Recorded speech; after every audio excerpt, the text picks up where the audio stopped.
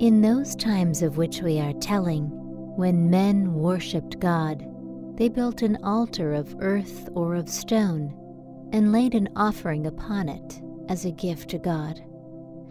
The offering was generally a sheep or a goat or a young ox, some animal that was used for food. Such an offering was called a sacrifice. But the people who worshipped idols often did what seems to us very strange and very terrible. They thought that it would please their gods if they would offer as a sacrifice the most precious living things that were their own, and they would take their own little children and kill them upon their altars as offerings to the gods of wood and stone that were no real gods, but only images. God wished to show Abraham and all his descendants, those who should come after him, that he was not pleased with such offerings as those of living people killed on the altars. And God took a way to teach Abraham, so that he and his children after him would never forget it. Then, at the same time, he wished to see how faithful and obedient Abraham would be to his commands, how fully Abraham would trust in God, or as we should say, how great was Abraham's faith in God. So God gave to Abraham a command which he did not mean to have obeyed, though this he did not tell to Abraham. He said, "Take now your son, your only son Isaac, whom you love so greatly, and go to the land of Moriah, and there on a mountain that I will show you, offer him for a burnt offering to me." Though this command filled Abraham's heart with pain, yet he would not be as surprised to receive it as a father would in our day, for such offerings were very common among all those people in the land where Abraham lived.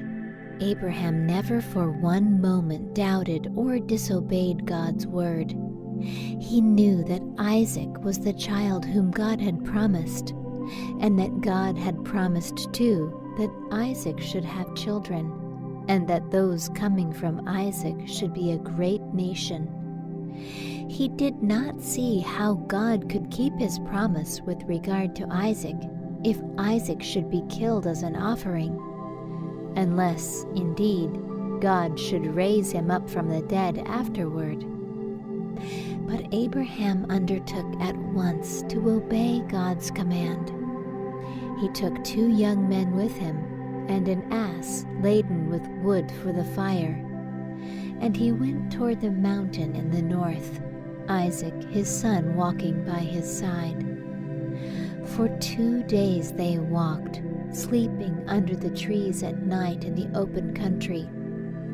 And on the 3rd day, Abraham saw the mountain far away, and as they drew near to the mountain, Abraham said to the young men, "Stay here with the ass, while I go up yonder mountain with Isaac to worship, and when we have worshipped, we will come back to you." For Abraham believed that in some way God would bring back Isaac to life.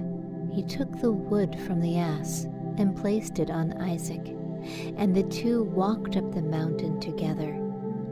As they were walking, Isaac said, "Father, here is the wood, but where is the lamb for the offering?"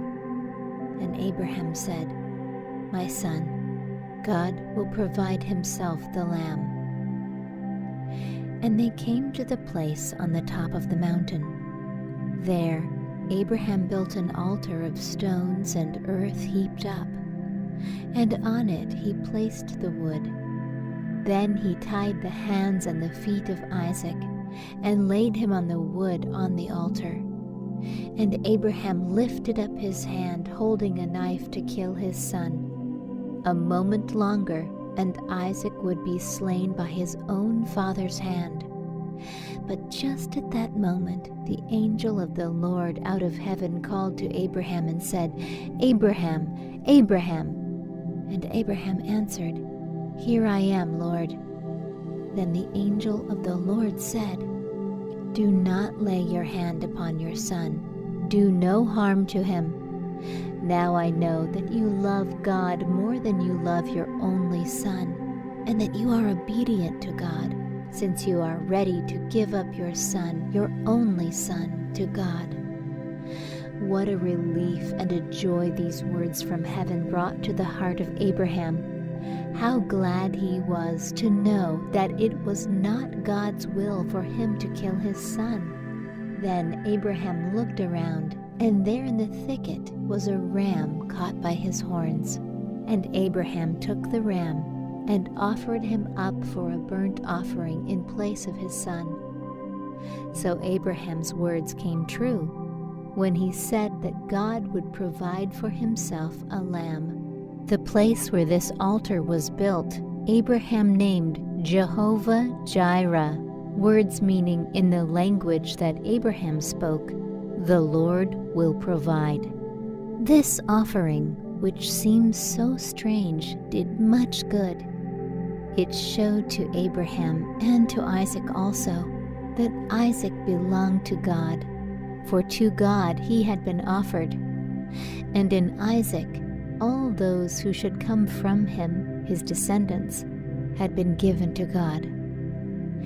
Then it showed to Abraham and to all the people after him that God did not wish children or men killed as offerings for worship. And while all the people around offered such sacrifices, the Israelites, who came from Abraham and from Isaac, never offered them, but offered oxen and sheep and goats instead. And it looked onward to a time when, just as Abraham gave his son as an offering, God should give his son Jesus Christ to die for the world. And this was taught in this act of worship on Mount Moriah. Some think that on the very place where this offering was given, the altar in the temple many years afterward stood on Mount Moriah. If that be true, the rock is still there, and over it is a building called the Dome of the Rock. Many people now visit this rock under the dome and think of what took place there so long ago. At this time, Abraham was living at a place called Beersheba, on the border of the desert, south of the land of Canaan. From Beersheba he took this journey to Mount Moriah, and to Beersheba he came again after the offering on the mountain. Beersheba was the home of Abraham during most of his later years. After a time, Sarah, the wife of Abraham and the mother of Isaac, died, being 120 years old. And Abraham bought of the people of Hebron a cave, called the Cave of Machpelah, and there he buried Sarah his wife. This place is still known as the city of Hebron, but the people who live there will not allow any strangers to visit it.